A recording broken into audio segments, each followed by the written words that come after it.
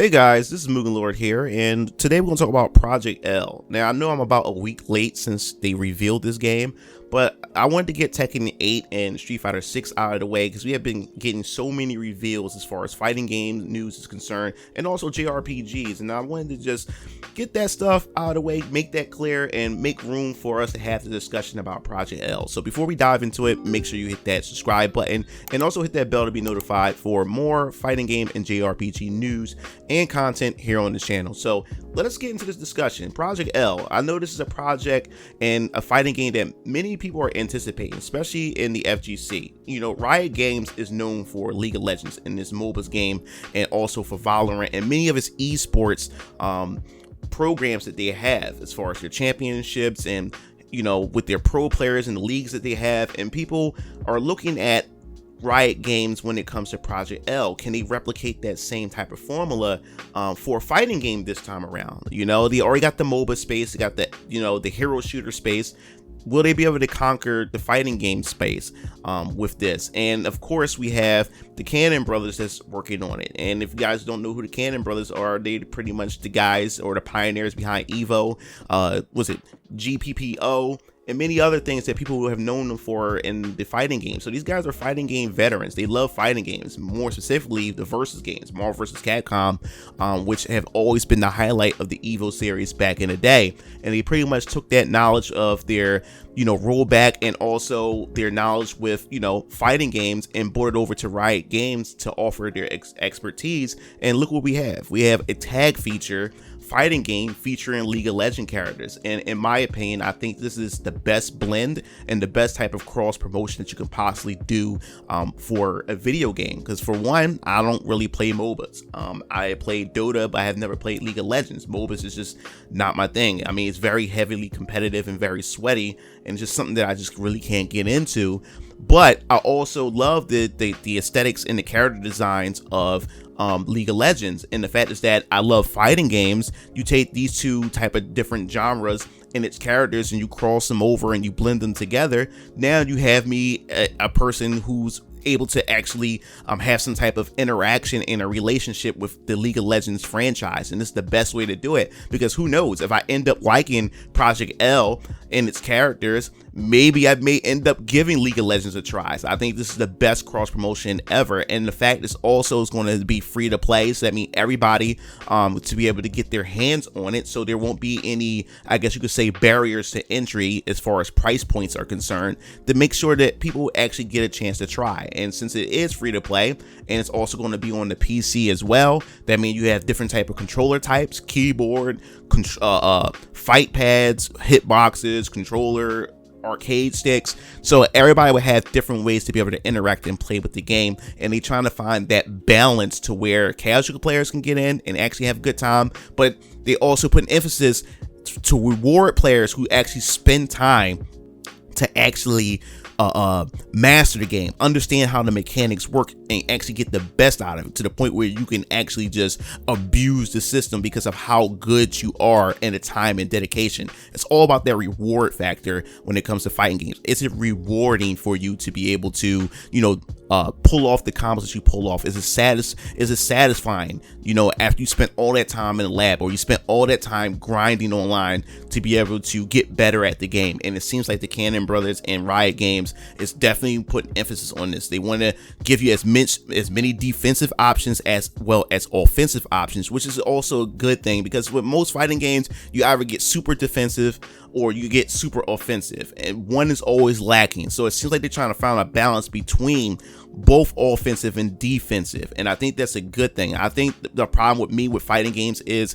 the lack of defensive options, to where, you know, I'm not good at fighting games, and it always get depressing to me where I get in there and then I get a one touch of death, or I'm just constantly getting brutalized in the corner, and if I didn't guess the 50-50 mix up right, then I gotta sit down and just pretty much take a whole entire combo, and there's no other way to get out of it until either my opponent is done comboing me, or if they drop the combo. So I'm glad to see that we are getting a variety in it. But the thing that really got me excited is its tag component, its tag feature. You know, you got your handshake tag, which they said is the names are likely to change in the near future, where you can actually tag out your opponent, your partner, and as you're fighting, as long as they're out on the field, you can tag them mid combo and take control over them. It kind of reminds me of how Blaze Blue Cross Tag Battle, which is another tag feature that, like I said, I'm not good at fighting games, but so to others it may be simple, but to me I had a hard time to where you can tag while comboing somebody. As long as your opponent is out there, you can press the tag button again and use your other character to pretty much continue the combo off. And it's also in the Power Rangers Battle for the Grid, which is another favorite fighting game of mine that I really enjoy, that I played a few times on streams. They also have that mechanic in that game, and it seemed like they're taking a lot of inspiration from that. So they're giving you so many options as a player to try out so many different things, and with the combo demonstration, it definitely looks like they're rewarding player creativity. And I think that's where fighting games shine the most, is if you're able to be creative. You know, you can think outside the box, say, hey, what if I try this? And can I try this? And will it actually work, depending on the meter, depending on what mechanic I use? And it seems as though is that Project L is really pushing emphasis on that, hey, if you can think it up, there's a chance that you can do it. Because it seemed like with most fighting games and their development design and their philosophy is to pretty much keep players boxed in. They want you to play this way. They don't want you to play that way. And I think they really do that because they want to be able to create an even playing field for players who aren't really that good at the game, to give them a fighting chance. So then you pretty much have flowchart combos where most high level players are pretty much playing the exact same character the exact same way. There's not really much variation for you to break away from to give you your own signature of how you play that character. And it seems like with Project L and what we've seen with this new gameplay feature with the mechanics is that even though you may use the same character, you may have a different signature or a different play style of how you want to express yourself as a player with said character. And I'm all for that. I think that's the fun part about fighting games, is being able to be creative. And another thing that I enjoy about fighting games too, and what they're doing, accessibility. Now, I know when people hear accessibility, especially if you're a pro player, you're a veteran, legacy player, that you get that it really, rubs you the wrong way. But I'm not good at fighting games. And I do like accessibility. I'm not talking about like easy auto combos, but I'm talking about like certain moves, like getting rid of like directional inputs for certain moves and stuff like that.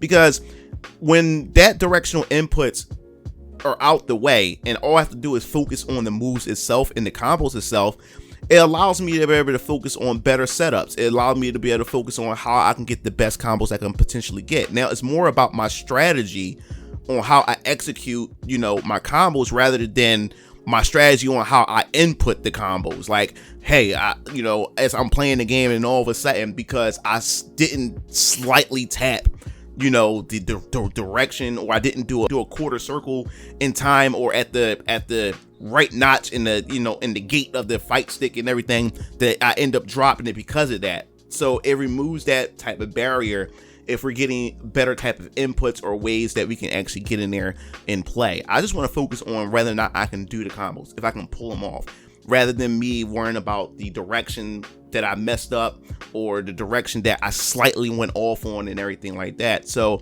I know some of you may disagree with me with that, but it makes me want to play the game even more, because I feel like a badass. Like, I'm doing these combos and I'm not sweating because I didn't execute the directional the right way. So that's what I'm really hyped for. And then they also gave us this mechanic to where we're able to pretty much cancel or disrupt the person's combos if we're being overwhelmed. I mean like a combo breaker is something that we need in these combos, especially these combo heavy games where its emphasis is on combos and creativity of the player. Because the more creative a player can be, the more overwhelming it definitely is going to be when you fight, when you're getting swamped by a sweaty player, or a player who's just put that time and that effort in, and that you can pretty much, say, hey, stop beating me in the corner. I'm going to use this technique. But it doesn't come without its problems as well. It's because if a person baits you out it also leaves you more vulnerable, which heavily deserved because